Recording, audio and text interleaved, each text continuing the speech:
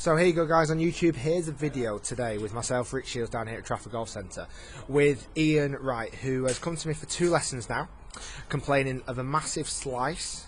Was very tempted to change drive. I've actually got Ian sat here with me today, and I'm also going to get him to speak on the video, just to give you guys a bit of a perspective of how we actually changed Ian's golf swing today, and how we've turned from a huge slice, chronic slicer, to someone who can draw the golf ball. And I think the phase was that I'd get a kiss off a man if I got him to draw it. So thankfully he's not kissed me yet, but we have got him to draw it. So like I said, I've got Ian here next to me. I'm going to ask him some questions as I'm doing this. So when we started, Ian, what was you were looking at getting a new driver really more than anything, weren't you? Absolutely. I was fighting a slice and was looking for a driver that I could adjust to give me a ball flight that would make it go right to left. The more I tried to adjust the driver, the worse the slice became, to be honest. So Ian's currently using an R1 set at ultimate left. Everything is left. But the big problem was the fact, and you didn't know this last lesson, was the fact that you were hitting the heel a lot. Yeah, no idea of that. No idea. So we used some strike tape, and we showed Ian that hitting the heel causes that action of a slice. And suddenly we started to realise, hold on, we need to do something about this. This was last week's lesson, and we worked on, this is his downswing from last week here on the left hand side, and we used this box to try and keep his hips back. Now Ian's practiced bloody hard on this, and the improvement is scary good. His hips have stayed so much further back, which is probably not something you thought you were going to be doing in the first lesson, was it? Absolutely no idea that level of hip movement was going on in my swing. I just didn't recognise it at all until he showed it on the video. So when we see Ian here now, his club is still outside. So as he comes through the ball, his club would easily swing outside to in. Now Ian had a very good understanding of how a slice is hit, with a closed face, so a face that would start to the left, but a swing path that would be more to the left than that. Yet we just couldn't fix it. And I remember, I mean, this is the slice here, you can see it on screen on that left hand side, a big huge, and that's actually better than what it was last week. Yeah. This was a fade. Yeah. This was a baby fade. Yeah. So what we worked on first today is squaring the face up to the path. So we talked about how we could change the path first, or get the feeling of squaring the face up to the path.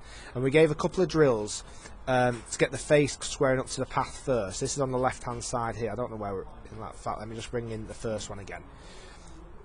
So on the way through, Ian's arms weren't exactly crossing over and extended on the way through, so his face would be very much left open to the path. So that's where that fade was coming from. So the first thing that we did, the first journey that we went down, was getting the forearms to cross over, and straight away the ball started to go much further to the left.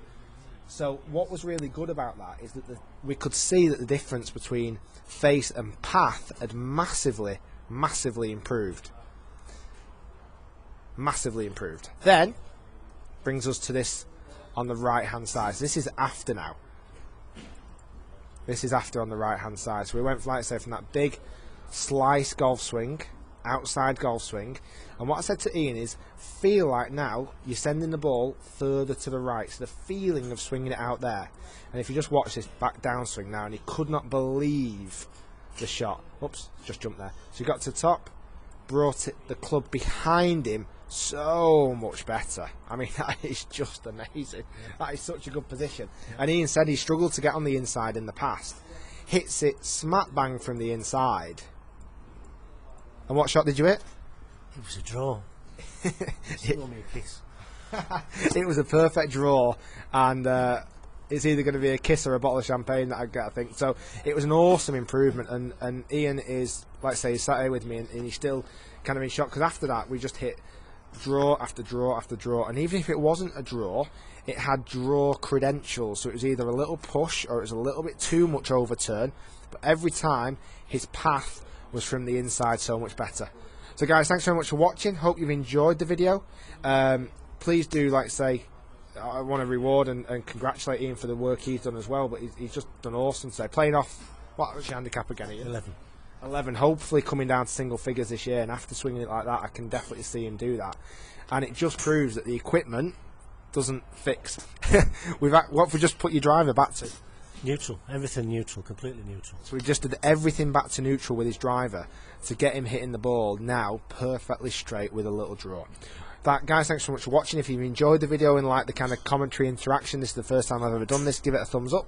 Hopefully it gives you a bit more of an insight of what I've been working on with my clients. And if you do like it, do subscribe to the channel, check out my Facebook and Twitter, and thanks very much for watching.